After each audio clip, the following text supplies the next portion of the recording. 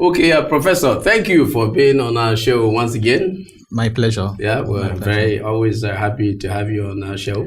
I'm delighted to be here. Wonderful. Mm-hmm. So now I wanted to talk to you about the minimum wage issues, but now we've got politics. So now what I want to do is let's talk about the minimum wage issues in a season of politics. Well, what does it mean to have discussions on the minimum wage at a time like this? Yes, and that is primarily because the minimum wage is key to development. If you are talking about alleviating poverty, for example, if you are talking about the people's welfare, because the two parties are interested in the people's welfare. The two parties, meaning APC and PDP? Yes, yes, the two political parties, whether it is APC or PDP, or any party for that matter. Okay. If you come to think of it, every government pursues common, macroeconomic goals. One of which is, you want to create jobs, you want to bring down inflation, you want to grow the economy, you want to redistribute wealth. And part of that wealth redistribution demands that you have to somehow have a living wage, okay? And you will agree with me that the present minimum wage has not kept pace with the cost of living. Okay, it's a wage floor that came into being or came into force in 2011, and since between 2011 and now, we've seen an increase in inflation rate. We've also seen an increase in the exchange rate, and of course, the high exchange rate fits into inflation rate and the cost of living generally. As a matter of fact, in 2011, inflation rate was 10.8%. By 2016, the average had gone to as high as 16.7%. Yes. So under that circumstance, and given the fact too again that exchange rate, for example, has moved from about 162 to 360, today. Yeah. What that means is that the 18,000 minimum wage, has become, grossly too low, to the point that a lot of low-paid workers now live in abject poverty. So whether it is the PDP or the APC or any of the political parties for that matter, they should be interested. Yes. But my question was in terms of the negotiations, discussing the issues. Yes. Isn't it? Could we have waited until after the season of politics? So that I don't say, okay, I agree with 30,000 or 40,000 or 50,000, just so that I can get away with it politically, because I know that there could be repercussions if I'm the candidate that did not agree.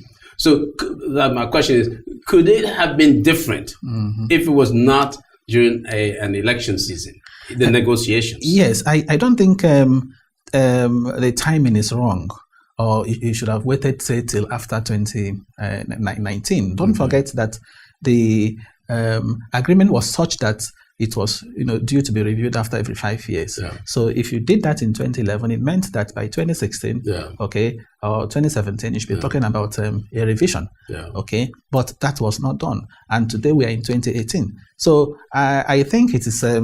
And if you also come to think of it, it didn't just start today. It's something I'm sure Labour must have started doing, before now. It's just that it has dragged, to this point in time. So even if you say you want to wait till after May, 2019, you're merely postponing the evil day. It is simple. It's something that was still bound to happen. Okay, so now even now some states, as we know, are having difficulty paying salaries.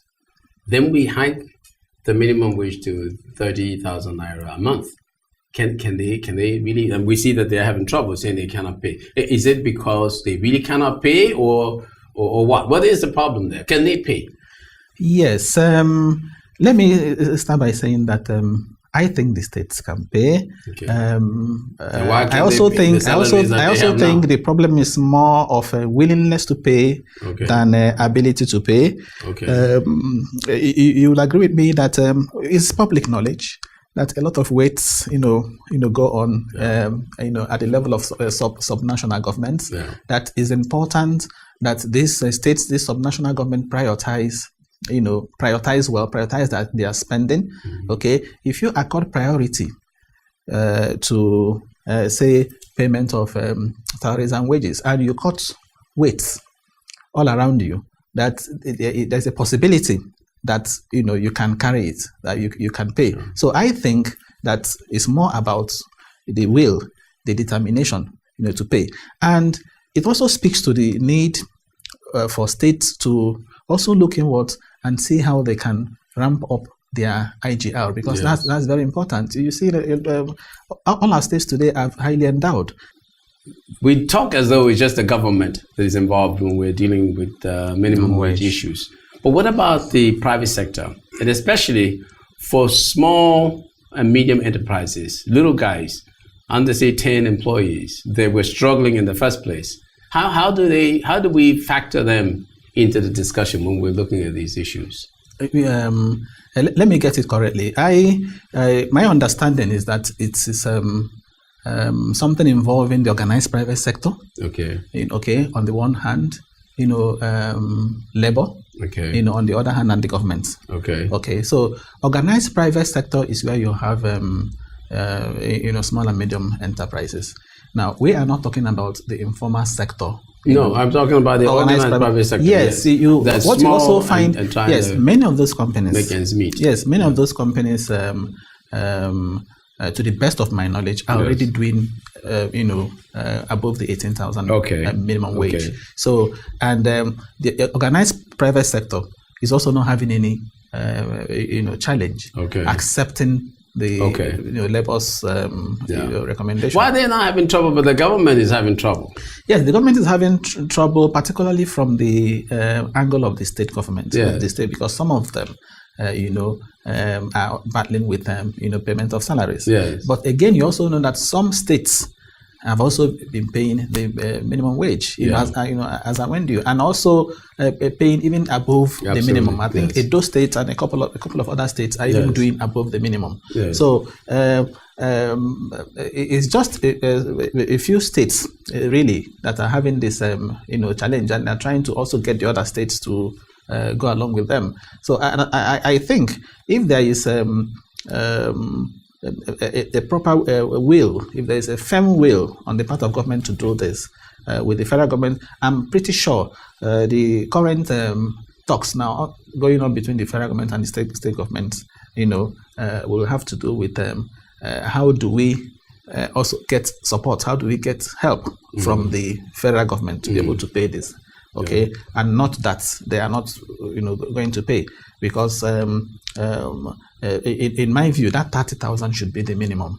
It should be the minimum. And we tend to look at just the. But why not 50,000? Yes. I mean, how did we get to they arrived at 30,000, and I am thinking that 30,000 should be the floor. Really, right. In 2011, it moved from 7,500 to 18,000. Yes. Okay. Did it create inflation then? Okay, that's another angle. That's the fear that it's going to create inflation. But I don't think that is because it did not. Yes, it didn't. Yeah, it did not, right? It didn't. Okay, it didn't. If anybody says it did, the person should bring the evidence, because inflation rate in 2010 was 13.7%. By 2011, when the minimum wage, came into force, it dropped. It actually dropped to 10.8% and continued to drop up to 2015 when we had 9% as in a single digit. The only time inflation shot up again was in 2016 to 15.7 on the average. And that was not because of the minimum wage. The minimum wage had already been on for some time. It was more because of the increase in fuel price. The supply side issues. Exactly, in 2016, as well as the increase in electricity tariffs. So if you look at the National Bureau of Statistics reports, various quarters, it is clear that inflation in Nigeria is more of a cost push thing than demand pull. Okay. Which means what? What does that mean? It is these structural factors. Because I want when you cost say push. Yes. The high cost of transport, for example, high cost of energy, high cost of fuel, high cost of electricity. These are the factors, the key drivers Yes. of inflation in And this not, country. and you said And not demand pull. It's not demand pull.